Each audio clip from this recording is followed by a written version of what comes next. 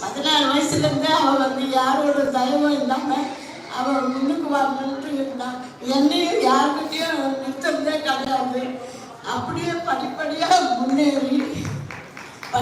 முன்னேறி ஆர்டிகல்ஸ் வேலை செஞ்சான், கார்மெண்ட்ஸில் வேலை செஞ்சான். கடைசியில் அவளாக ஒவ்வொரு மாலாக அலைஞ்சி எக்ஸ்பிரஸ் மாலு எல்லா இதுக்கும் போயிட்டு கட்சியில் இப்போ ஒரு மேக்கப் ஆர்டிஸ்டாக இருக்கிறான். அதில் நான் ரொம்ப பெருமை அடையிறேன்.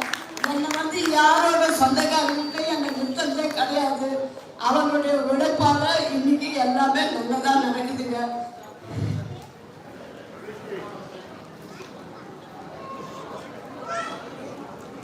ரொம்ப நன்றிமா. உங்க மகள் இன்றைய தினம் உயர்ந்து ஒரு பியூட்டி பார்லரா நல்ல நிலைமையில வச்சு நடத்திக்கிட்டு இருக்காங்க. இந்த நிலைமையில உங்க மகளை பார்ப்பது உங்களுக்கு மகிழ்ச்சி. சரண்யா அவர்கள், நீங்க உங்க தாயாரை வந்து உங்களோட வளர்ச்சியின் மேல இவ்வளவு அக்கறை வச்சிருக்காங்க. நீங்க அவர்களுக்கு எப்படி உங்களுடைய அன்பை பரிமாற போறீங்க? எல்லாருக்குமே ஃபர்ஸ்ட் வந்து அன்னைய தின வாழ்த்துக்கள். ஸோ அம்மா வந்து பார்த்தீங்கன்னா சிங்கிள் பேரண்ட் தான். ஸோ நான் அப்பா முகத்தை பார்த்ததே கிடையாது. அம்மா மட்டும்தான் என்னை ஃபுல்லாகவே வளர்த்துனது.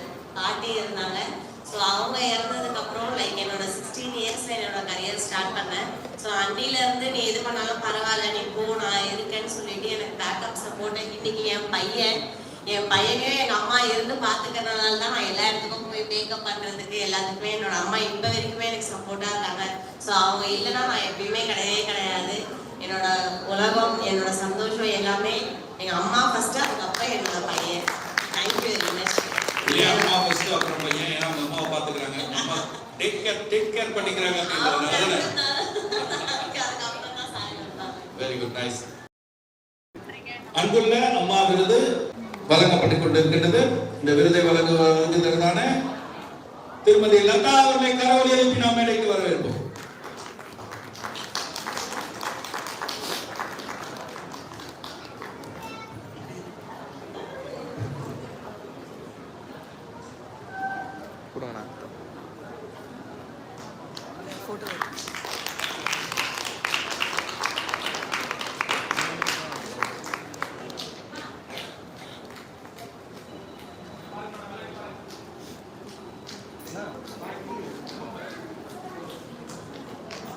எப்படி ஃபீல் பண்றீங்க இந்த மூமெண்ட்? ரொம்ப சந்தோஷமா இருக்குமா.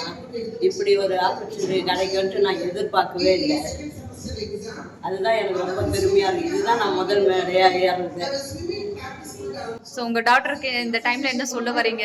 என்ன சொல்ல வரேன்னா, தன்னுடைய சுயமா நின்று முன்னுக்கு வரணுன்ற ஒரு ஆசை அவளுக்கு இருந்தது. யாரோட தயவும் இருக்கக்கூடாது, கடைசி வரைக்கும் நீயும் யாருக்கிட்டையும் போய் நிற்கக்கூடாது அப்படின்ற ஒரே ஒரு தாட்டில் இருந்தா. அதுக்கப்புறமா அந்த அம்மா படிப்படியாக முன்னேறி 16 வயசுலேருந்தே இந்த குழந்தை வந்து எல்லாரையும் இது பண்ணிட்டு இது முன்னுக்கு வரணுன்ற ஒரே எய்மில் தான் அவள் இருந்தாள். அதுதான் எனக்கு ரொம்ப பெருமையாக இருக்குது. இன்னைக்கு வந்து மேக்கப் ஆர்டிஸ்டாக இருக்குது, எல்லாருக்கும் பெருமை தேடிட்டாங்க. இப்போ சரண்யா தான் வேணும் மேக்கப்புக்கு அப்படின்ற ஒரு காலகட்டத்தில் இருக்கிறோமா. இதுதாம்மா எனக்கு. மேம், நீங்க எப்படி ஃபீல் பண்றீங்க? அம்மாக்கு அவார்டு வந்திருக்கு. ஸோ எல்லா இடத்துலையுமே நான் நிறைய தடவை நான் அம்மாவை பற்றி சொல்லியிருக்கேன். பட் ஆனால் அது என்னோட ஃப்ரெண்ட்ஸ் சர்க்கிள் என்னை பற்றி தெரிஞ்சவங்களுக்கு மட்டும் தெரியும். பட் ஆனால் இது ரொம்ப ரொம்ப ஒரு ப்ளசண்ட்டான ஒரு மூமெண்ட்டாக நினைக்கிறேன். ஸோ இதை எப்படி சொல்லலாம், சிஎம் அந்த இதில் வந்துட்டு அவங்க வந்து இந்த ஸ்டேஜில் நின்று அவங்களோட கஷ்டம், அவங்களோட மேரேஜ் லைஃப்புமே வந்து பார்த்தீங்கன்னா அந்த அளவுக்கு எதுவுமே இது கிடையாது. ஸோ சிங்கிள் பேரண்டாக இருந்து யாரோட சப்போர்ட்டும் இல்லாமல் எனக்கு இந்த அளவுக்கு தைரியம் கொடுத்து வந்ததுனால மட்டும்தான் நானும் இந்த அளவுக்கு முன்னேறி இருக்கேன். அவங்களுக்கு இந்த அவார்டை வாங்கி கொடுத்துட்டு